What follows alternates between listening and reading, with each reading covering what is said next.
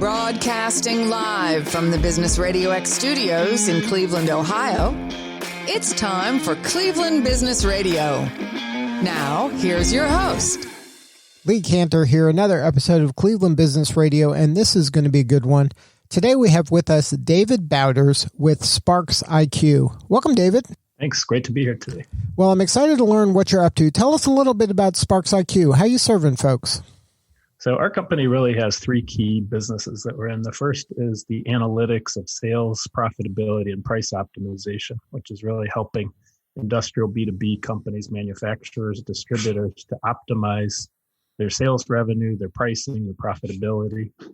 The second key business that we have is data collection point of sale hubs, which basically are the infrastructure of how manufacturers and distributors collaborate using data and digital content across their industry platforms. And then the third key business is really core sales skills and talent selection system. So we provide a wide variety of Netflix-style core sales skills training, as well as analytics to help companies hire the best fit sales forces for the products they take to market. So now, how did you get into the line of work of analytics, and then how did it, I'm sure we'll get to how it evolved into sales training? So we started out in the field of strategic pricing and price optimization, and our company, previously known as SPA or Strategic Pricing Associates, I started in 1993. Back then, strategic pricing was very much a new field, and companies were just starting to move away from cost plus and Wild West sales force pricing behaviors towards more scientific, analytical pricing models to help them optimize their profitability. As we worked with sales forces over the years, we discovered that while we could provide them with the analytics to guide them to better pricing, in a lot of cases, they lacked the core sales skills training, either to sell on value or to negotiate effectively with their customers. And so in order to bridge that gap, we branched into the field of negotiation training first to help reinforce the analytical tools we were providing to capture better pricing. And then eventually we realized that the sales skills gaps in industrial B2B were bigger than just negotiation skills. There were core sales skills that were missing, broadly speaking, across industrial B2B sales forces. So it's kind of we call it the setting and getting. The analytics is what to go after, and the getting is how to have the skills to actually achieve those goals. And that was really the perfect mix when we brought those two together. So now, initially, what attracted you to kind of optimizing pricing? Like, where did you see the inefficiency?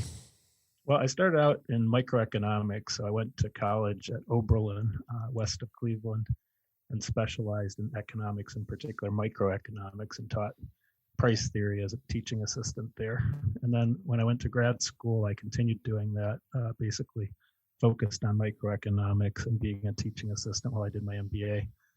When I got out of school, I didn't get the job I wanted to in finance. Instead, because of my background in price theory or microeconomics, I got put into a pricing job at IBM. I worked there for a year and a half, and then went to work at Booz Allen, what was then Booz Allen, now Booz and Company, doing pricing strategy for their clients. And then in 1993, started what was then Strategic Pricing Associates. So I was really working in the field of pricing. I understood it was an emerging field that had lots of opportunity. Lots of companies were just doing old cost plus approaches to pricing. They didn't really have a way of translating their data into better pricing insights. And so it was a very opportune time to get into that business. Now, for like, say you're a professional service person, how would you go about kind of setting pricing, like in your field? If you're in, in our field, or in the field of, let's say, somebody who's a lawyer or an accountant. Right. Like if you're in a field and there's, lots of lawyers with lots of different skill sets and lots of different expertise. How do you initially kind of set pricing? Is there a science to that, or is it kind of you just do it and then you learn and you iterate? I'd say it's both. I think, obviously thinking about pricing is step number one. So thinking critically about what should the pricing be for what you're doing, and should there be different variations in it? So could there be, for more common types of work having a lower base rate, and then for more specialized or complex work having versions that take you into higher price tiers. There's always a trade-off between complexity and optimization. So if you get too complex, then you can't communicate it to customers, you can't enforce it, you can't execute it. But you also don't want to necessarily be a single price shop. So you want to be thinking creatively about, where could we charge more successfully and how would we communicate and message the value? And then there is the feedback loop, which you're talking about, which is how do we understand over time, is there any resistance at all to our pricing that we put in place? Or is it pretty much, are these relationships sticky and they just keep rolling over and rolling over? So I'd say it starts by thinking critically about where there should be variation. And then with time, you start to adapt based on what you learn in the marketplace. So now when you got into this side of the business, was it in a certain niche or industry, or is this something that applies to any industry?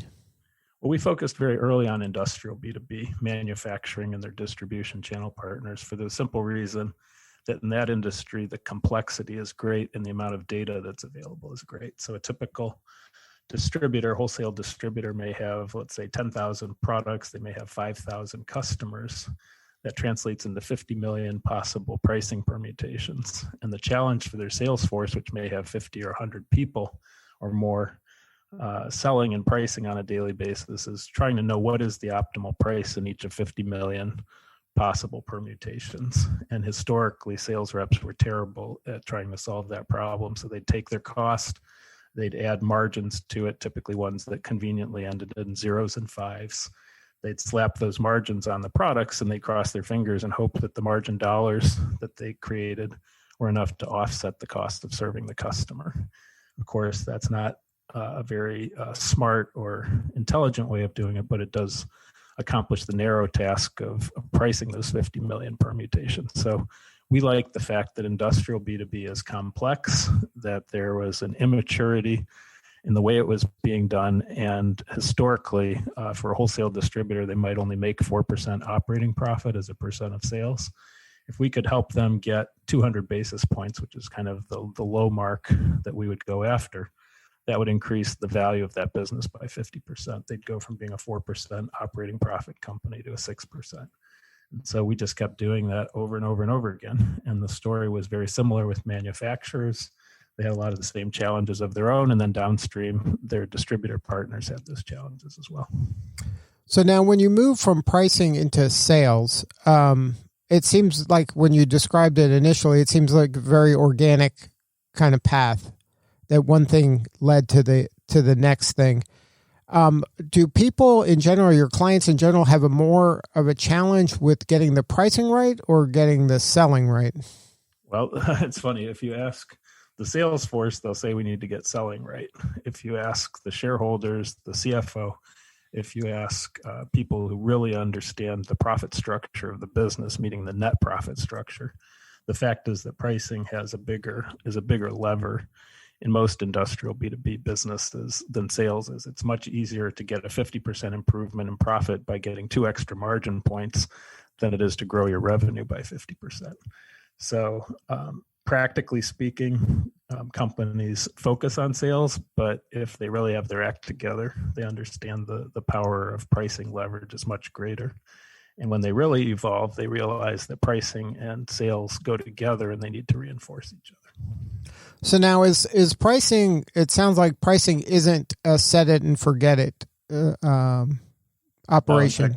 That's really why we like the industrial B2B space, because there's constant churn and customers coming and going. There's products swapping in and out. The commodities that go into the products are changing costs all the time. So it's a very dynamic problem where you can't set it and forget it, because there's an underlying dynamism in the structure of the problem that requires ongoing optimization. So now when you're working with a client, how does the beginning of an engagement occur? Is it something that they're coming to you where they know that they have a problem, or there are symptoms to something else and you're kind of putting 2 and 2 together that this is a pricing sales problem?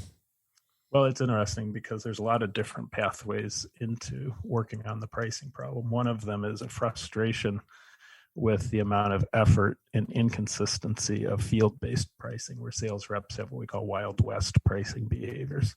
Basically, the company feels like it can't control its margins, it can't manage vendor cost increases or material cost increases because the sales force fundamentally lacks any process or structure in the way that they make their pricing decisions. So that's where kind of a process-focused introduction, where they want to get the process under control. They may have economic motives, but they're secondary to simply trying to get consistency, let's say, and rein in some of the more egregious problems they see in the field. The second is what we see with private equity owned companies, with companies that are preparing to exit, owners preparing to sell out, where they're trying to maximize shareholder value. And that's where they have explicit financial goals. They want to go from being a 4% EBIT company, for example, to being 6% or 8%. And so that type of pathway is very much financially driven. And then there's other times where companies, practically speaking, they may be migrating from one ERP system to another. They have very practical needs where they need to figure out what is our transitional pricing strategy, or they may be doing acquisitions and trying to figure out how to harmonize disparate pricing structures. So they're just a few of the pathways, but we see every manner of different types of pathways into pricing. So now when you're getting on board with the sales training, was that something that happened internally in your own organization, that you figured out ways in selling that you were able to transfer over, or you were able to kind of create a theory about sales and how to optimize with pricing that you were just able to kind of deliver to your clients? Well, it actually came about because we went into the negotiation training business. And what I didn't like about the training as a business idea was that it was usually a one and done type of process. People show up in a conference room for a day or two. They drink out of the fire hose. They learn a few basic things. And usually by the time they get home, it's gone in one ear and gone out the other ear, what we call the forgetting curve. So it was bad from a student's perspective because it wasn't retentive. And it was bad from a business perspective because you had to keep reselling your book of business. So what we focused on early on was how would we design training that was naturally retentive, that was more of a drip training model as opposed to a fire hose. And then secondly, how would we make it, because it was creating value in a drip fashion, it was creating revenue for us in a SaaS fashion. So we basically made it a subscription.